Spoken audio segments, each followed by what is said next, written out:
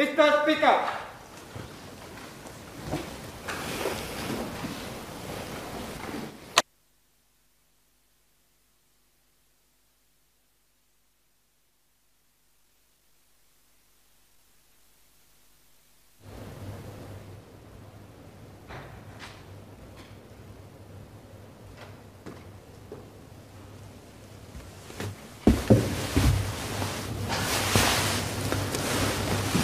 Order.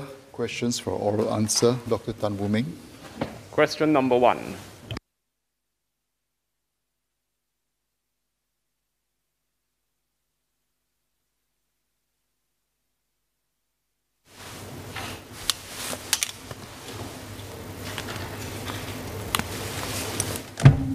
Mr. Speaker, may I have your permission to take questions 1 and 2 together, please? Yes, please. Mr. Speaker, in Singapore, we have had 367 COVID-19 pediatric cases to date, with 172 infected with the Delta variant. Children below the age of 12 account for 0.6% of all local infection cases. Among these COVID-19 pediatric cases in Singapore, 13.6%, 50 cases, were aged 0 to 1, 22.6%, 83 cases were aged 2 to 4, 20.7%, 76 cases were aged 5 to 6, and 43.1%, 158 cases were aged 7 to 12. Global data show that a very low proportion of COVID-19 infected children experience a severe illness as compared to adults. The percentage of infected children who experience a severe illness and require intensive care is 0.7% in Israel, 0.3% in the Republic of Korea, and 0.6% in France. There is evidence suggesting that children with underlying medical conditions, such as genetic, neurological, metabolic conditions, some degree of medical complexity, congenital heart disease, obesity, diabetes, asthma, chronic lung disease, sickle cell disease, or immunosuppression, might be at increased risk for severe illness from COVID-19. Fortunately, in Singapore, no child thus far has developed severe illness requiring oxygen supplementation or ICU care. So the percentage of infected children that experience severe illness in Singapore is 0. We are, however, mindful that the number of cases in the community is rising, and there may be more children infected with COVID-19 in the future. We will ensure that these children receive appropriate care if their illness is more severe. There are things parents can do to minimize the risk of their children getting infected for developing severe illnesses. All family members should maintain good hygiene, keep their home clean.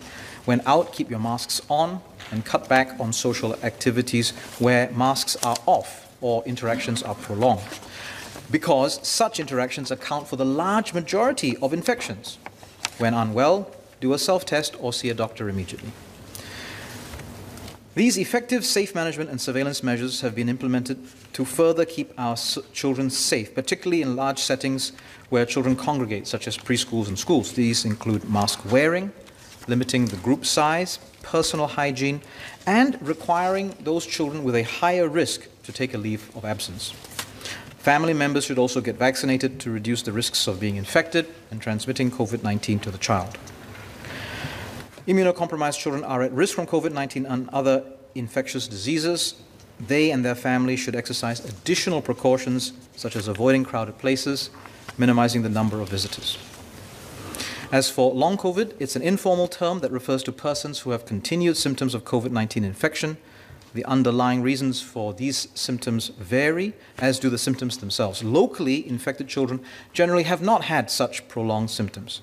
But we will offer care to all patients with long COVID if this occurs, and especially those that require support from different clinical teams depending on their conditions. Thank you, sir. Dr. Tan Woo Ming.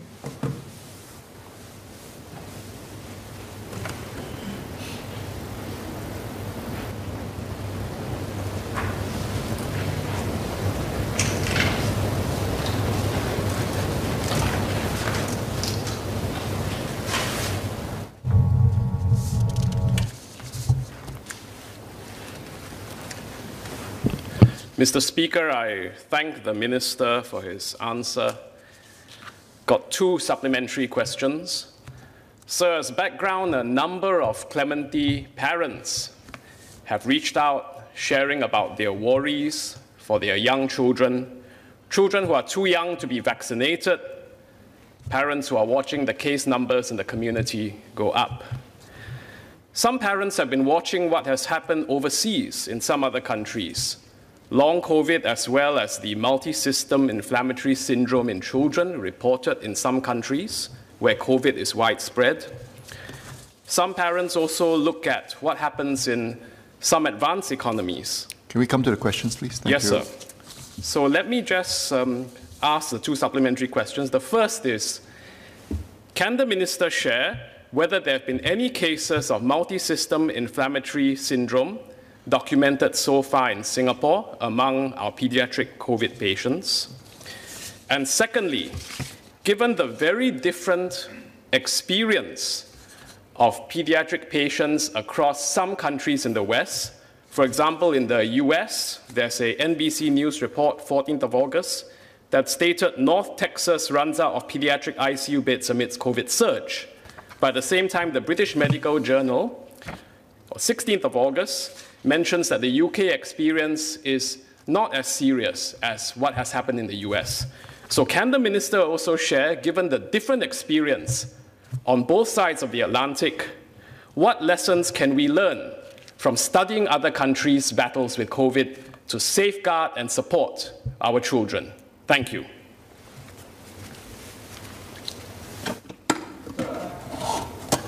Sir, I thank the member for the questions. The short answer to the first question is no. We have no cases, no pediatric cases such as what he has described.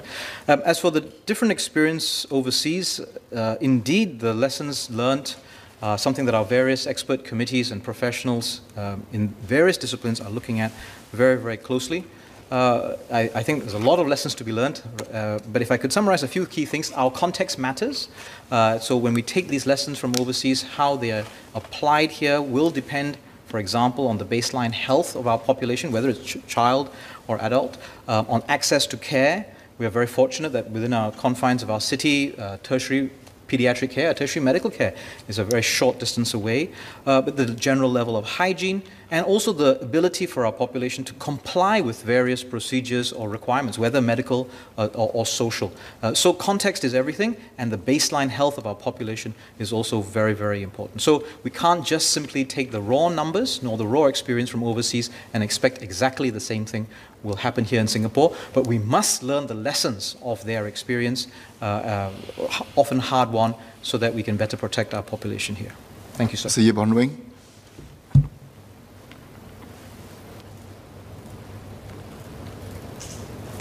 Thank you, Mr. Speaker. I thank the SMS for its reply. We read that UK will be offering the COVID vaccination to older children from 12 to 15 as soon as next week. The US FDA may also authorize the use of the Pfizer vaccine for older children from younger children ages 5 to 11 years old by the end of the year. So when can we expect approval to be given in Singapore for our children to receive the vaccine, and for what ages? Thank you. Mr. Speaker, we will continue to study the data from overseas. Some of it will depend on the applications made by the vaccine companies, but I think when the decisions are reached, we'll certainly be quite clear and make a full explanation to the public. Thank you, sir.